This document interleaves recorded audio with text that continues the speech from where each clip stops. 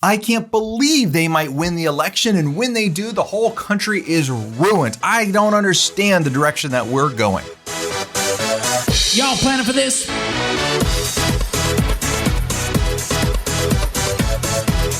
Well, welcome back to another TPR mini pod. I am your co-host, Micah Shalansky, and what I'm going to be doing today is talking a little bit about a subject that, man, is coming out all over the place. Elections, right? Now, one of the things that happens with elections, one of the things that happens with politics, kind of funny thing is it just keeps happening. We have these conversations that come up. Sometimes they'll come up with clients. Sometimes they'll come up in a personal setting. And one of the things I highly encourage our advisors to do, and especially myself to do, politics is an interesting thing to talk about, but it does not belong in the conference room.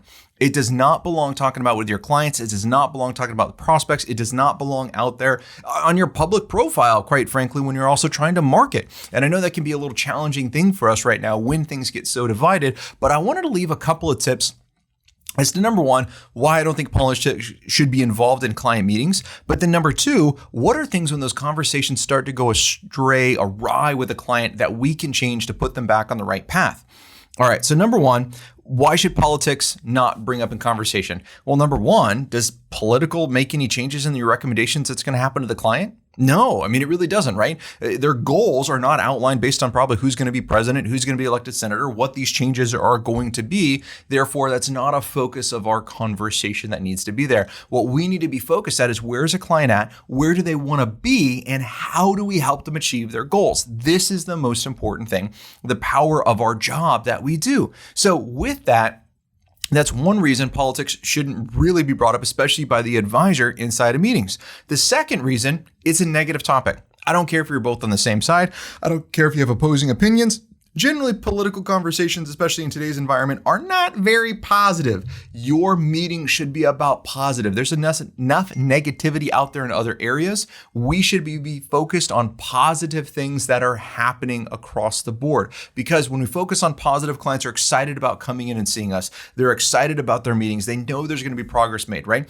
Positivity beats more positivity. It grows inside of itself. And negativity does that same thing. If there's negativity, it's going to sour the rest of the meeting, sour the conversations, and make it harder to make decisions about things that are important. All right, so those are two main reasons why politics do not belong in meetings. Now, let's jump in and say, if conversations start going down that path, if they get pressed, what do you do? How do you handle those conversations? Well, the easiest thing that I like to do is when someone makes a comment like that, I like to say, well, that's interesting. Let's talk about how that would affect you. And I want to shift that conversation from a political thing to saying, all right, based on you, what decisions are we going to make differently?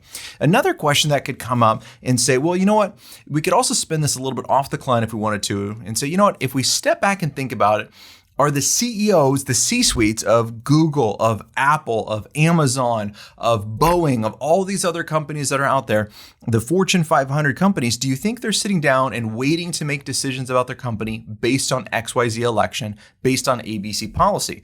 Probably not, right? What they're doing is they're still planning on growing. They're still planning on moving forward. And that's the same thing we need to do. Every 4 years, there's an election. Every 4 years is a potential president that's going to come up. And guess what? That just happens. The good news is we live in America. The good news is that it's a peaceful transition of powers and that we're able to plan for changes that are happening in your life. So you can reframe it in that way. Another way to easily reframe it is just talk about general economic indicators that are there of saying, regardless of the presidency, regardless of the House or the Senate, etc., there's a couple things that we're going to look at to make decisions about you personally.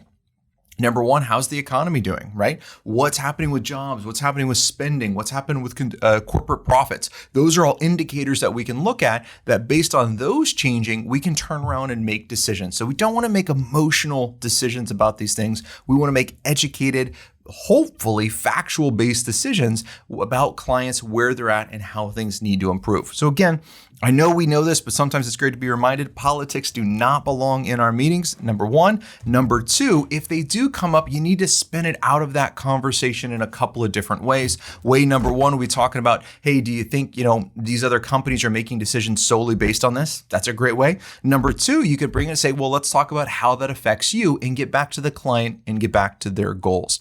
Like always, we have an amazing job. We have an amazing power to make a difference in our clients' lives.